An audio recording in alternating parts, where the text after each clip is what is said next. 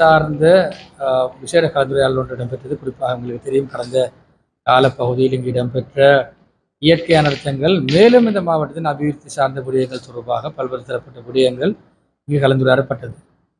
மட்டக்களப்பு மாவட்டத்தின் district coordinating committee, அதாவது மாவட்ட அபிவிருத்தி குழுவின் தலைவர் என்ற ரீதியில் நான் இந்த கலந்துரையாடலில் நான் பங்கெடுத்திருந்தேன். குறிப்பாக நாங்கள் பார்த்தோம் சொன்னால் பல்வேறு தரப்பட்ட விடயங்கள் இங்கு பேசப்பட்டிருந்தது. பல்வேறு தரப்பட்ட விடயங்களுக்கு ஆக்கப்பூர்வமான பதில்கள் எட்டப்பட்டிருந்தன.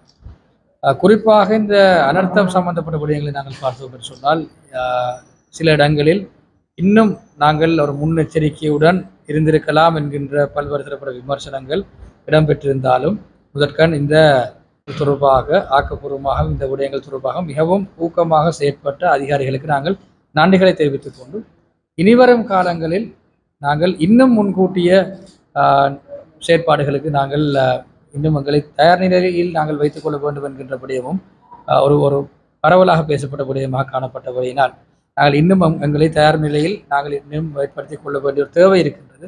அதனையும் நாங்கள் உணர்ந்து செய்ய வேண்டிய ஒரு கடமையில் இருக்கின்றோம்.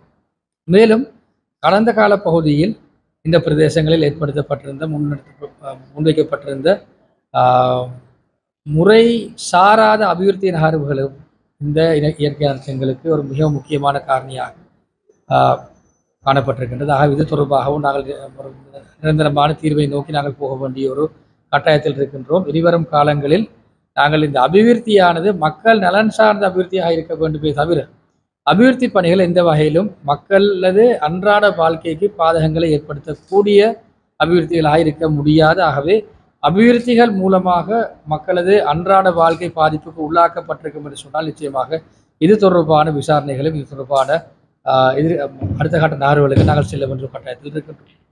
அது மாத்திரமல்ல, குறிப்பாக இங்கு சட்டவிரோத, அது மாத்திரமல்லாமல் விதிமுறைக்கு அப்பாற்பட்ட மண் அகழ்வுகள் தொடர்பாக இங்கு பேசப்பட்டிருந்தது. குறிப்பாக நாங்கள் பார்த்தோம் என்று சொன்னால், கடந்த சில மாதங்களுக்கு முன்னர் கூட இது தொடர்பான நடவடிக்கைகளை எடுக்க கோரியிருந்தாலும் சில அதிகாரிகள் இது தொடர்பாக நடவடிக்கைகள் எடுக்கவில்லை என்கின்ற ஒரு விமர்சனமும் பரவலாக முன்வைக்கப்பட்ட விடயமாக காணப்படுகிறது. ஆகவே இந்த வேளையிலே நாங்கள் இது தொடர்பாக உயர் அதிகாரிகளிடம் நாங்கள் உரையாடல்களை மேற்கொண்டு இது தொடர்பான தீர்க்கமான நடவடிக்கைகள் நாங்கள் எடுத்திருக்கின்றோம். ஆகவே எதிர்வரும் காலங்களிலும் விதிமுறைக்கு முரணான மண் அகழ்வுகள் இடம்பெறுமாயின் இது தொடர்பான முறைப்பாடுகளை முன்வைக்குமாறு நாங்கள் கேட்டுக்கொள்கின்றோம். ஆகவே இந்த அனர்த்தங்கள் மூலமாக கூட இந்த நாங்கள் சரியான பாடங்களை நாங்கள் படித்து நாங்கள் சரியான பாடங்களை நாங்கள் கற்றுக்கொள்ளாவிட்டால் நிச்சயமாக இது ஒரு ஒரு பரவலான ஒரு பாதிப்புக்கு தான் இது வழி சமைக்கும் என்பதில் எந்த விதமான மாற்று கருத்தும் இல்லை. ஆகவே இந்த விடயங்கள் தொடர்பாக பொறுப்பு கூற வேண்டிய அதிகாரிகள் இன்னும் பொறுப்புடன் செயற்பட வேண்டிய ஒரு கட்டாயத்தில் இருக்கின்றார்கள். ஆகவே இது ஒரு முக்கியமான விடயமாக காணப்படுகின்றது. மேலும் இந்த மாவட்டத்தில் இருக்கின்ற பல்வேறு தரப்பட்ட விடயங்கள் தொடர்பாக, குறிப்பாக மாவட்ட வைத்தியசாலை, அது மாத்திரமல்ல இந்த அனர்த்தங்களுக்கு மகப்பட்டவர்களுக்கான அந்த நஷ்டஈடுகள், விவசாய நிலங்கள் தொடர்பான அந்த சரியான மதிப்பீடுகள் போன்ற பல்வேறு தரப்பட்ட விடயங்கள் இந்த குழு கூட்டத்தில் இன்று கலந்துரையாடலுக்கு உட்படுத்தப்பட்ட தீர்வுகள் முன்வைக்கப்பட்டிருக்கின்றது. மேலும் தீர்வுகளுக்கு எட்டப்படாத விடயங்கள் தொடர்பாக நாங்கள் பாராளுமன்ற அமைச்சு மாற்றத்தில் நாங்கள் நிச்சயமாக இந்த தீர்வுகளை எட்டுவதற்காக நாங்கள் எமது உயரிய அந்த எமது தலையீடு இருக்கும் என்பதிலும் எந்த விதமான ஐயமும் இல்லை என்பதை நாங்கள் மிகவும் தெளிவாக நாங்கள் குறிப்போம். அதாவது அவர் அதில் கூறிய விடயம் கடந்த 1978ஆம் ஆண்டு முன்வைக்கப்பட்ட அந்த அரசியல் அமைப்பின் பிரகாரம் முன்வைக்கப்பட்ட 13ஆம் சீர்திருத்த சட்டம்.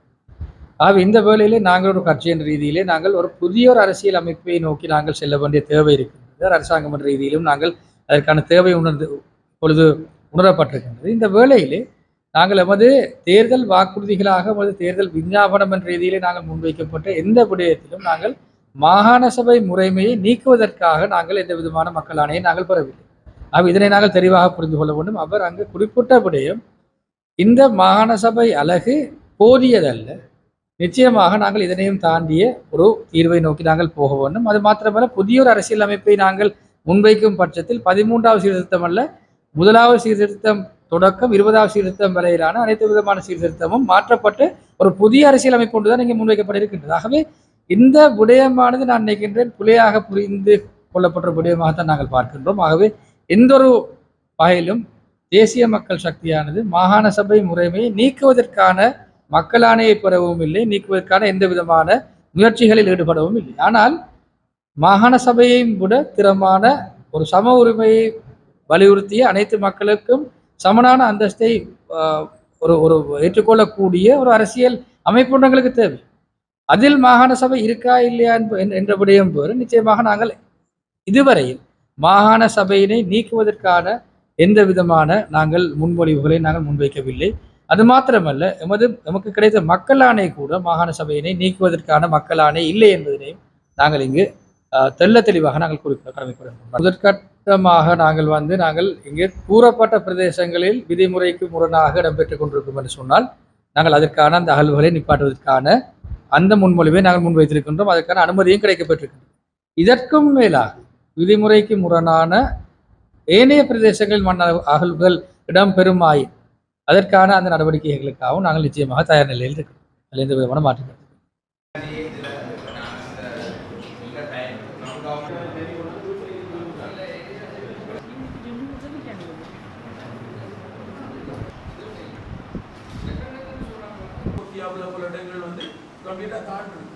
சில வேலைகள் உடனடியாக பார்க்க வேணும். ஆர்டிஏ நாங்கள் பாதிக்கப்பட்டவர்கள் அப்படின்னா அவங்களுக்கு அந்த ஏக்கர் அடிச்சு கடந்த விஷயங்கள் குற்றம் ஒன்று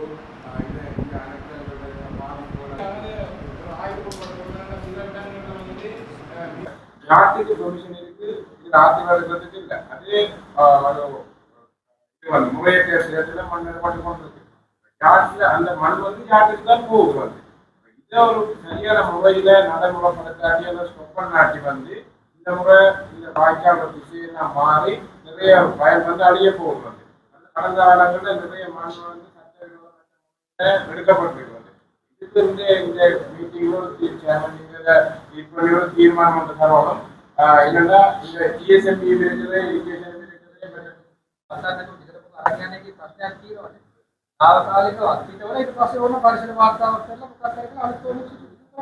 துறை